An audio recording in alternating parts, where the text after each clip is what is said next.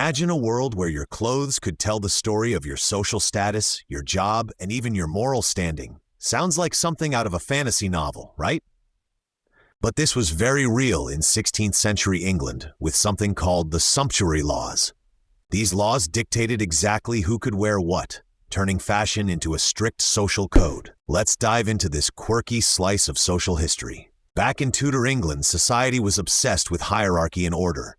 To keep this order visible, the monarchy and parliament created sumptuary laws that controlled clothing choices based on social rank.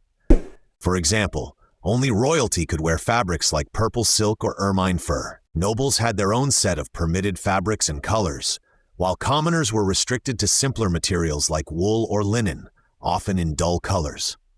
Key figures behind this were monarchs like Henry VIII, who enforced these laws to maintain class distinctions. But it wasn't just about fabric, it extended to jewelry, hats, even the number of buttons on a coat. If a commoner stepped out wearing silk or too much gold, they could face fines or even public humiliation. This wasn't just about fashion, it was about controlling social mobility and reinforcing the idea that everyone had a place in society. It also reflected economic concerns, protecting local industries and making sure luxury goods remained exclusive. The practice worked like a visual language. Everyone knew who was who just by looking at their clothes. This control over what people wore showed how deeply social status was embedded in daily life back then. Eventually, these laws faded as society changed, but their impact lingered in how we still associate fashion with identity today. So, next time you choose your outfit, think about how much power clothing holds. What if your clothes could still define your social status? Would your wardrobe pass the test? To truly understand sumptuary laws, it helps to look at the historical context. The 16th century was a time of great social and economic change in England. The feudal system was evolving, trade was expanding, and the rise of a wealthy merchant class began to blur the rigid lines between nobles and commoners. With new wealth came new desires. People wanted to display their status through their appearance, sometimes challenging traditional social boundaries. The monarchy and the aristocracy saw this as a threat. If a merchant could dress like a noble, what would stop them from claiming noble privileges? Sumptuary laws were a way to maintain social order by preventing this kind of social mobility from being visually expressed. These laws were detailed and often quite complex. For instance, a 1574 statute specified that no one below a knight's rank could wear velvet or silk, and only those with an income above a certain amount could wear gold or silver embroidery.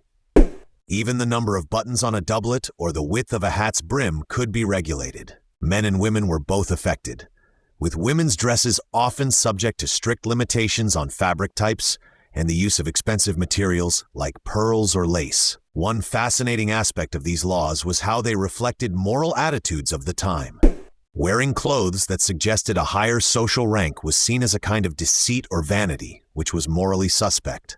The laws were not just about economics or social order, but about reinforcing a worldview where everyone was expected to know and accept their social position. Breaking these rules was tantamount to challenging the natural order. For common people, wearing forbidden fabrics or accessories could result in harsh penalties. Fines were common, but so were public punishments, such as stocks or being paraded through the streets in humiliating attire. These punishments served as a warning to others and reinforced the power of the elite. Despite the strict enforcement, sumptuary laws were not always successful. In practice, many people found ways around the restrictions. Wealthy merchants might commission cleverly disguised garments or use less regulated accessories to hint at their prosperity. Enforcement was often inconsistent, depending on local authorities and political will. Over time, as England moved into the 17th century, these laws gradually fell out of favor. The rise of a more market-driven economy and shifting social attitudes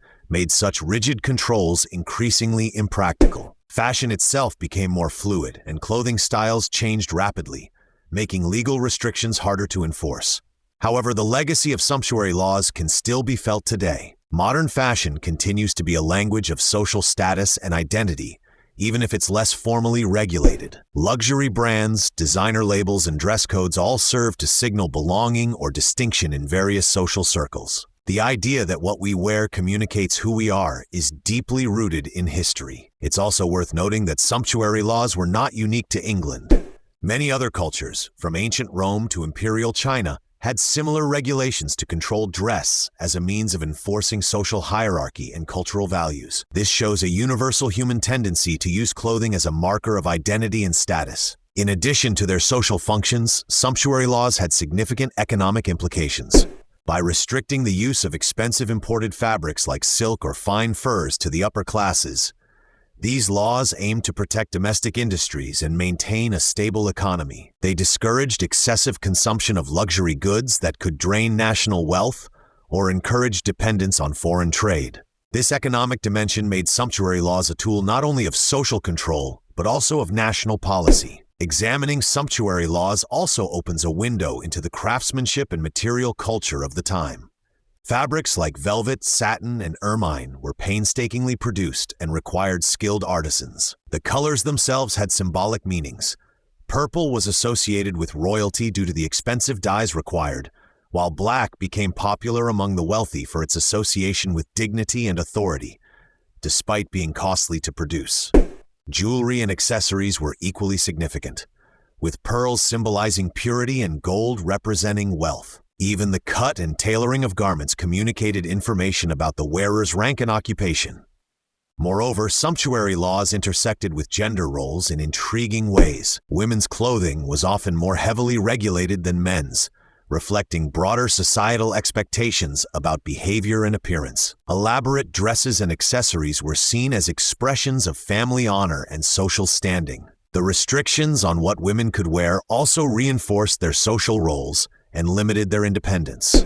The enforcement of sumptuary laws also had a political dimension. Monarchs like Henry VIII used these laws to assert their authority and remind subjects of the divine right of kings. By controlling what people could wear, the monarchy symbolically controlled the social order and reinforced loyalty.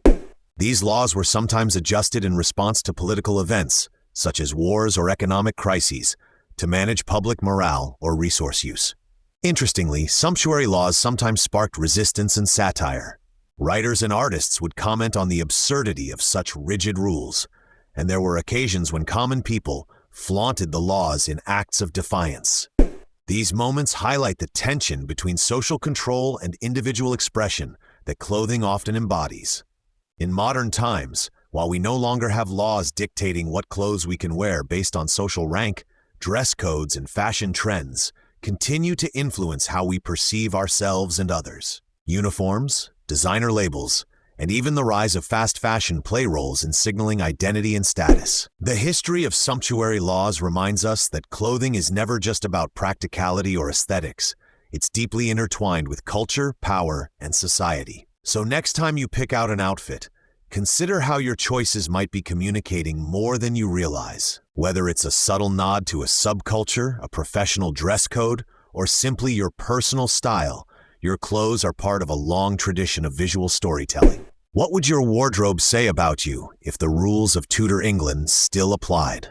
Would it reflect your place in society, your aspirations, or perhaps your defiance? Fashion is a powerful language, and understanding its history helps us appreciate the many ways it shapes our lives.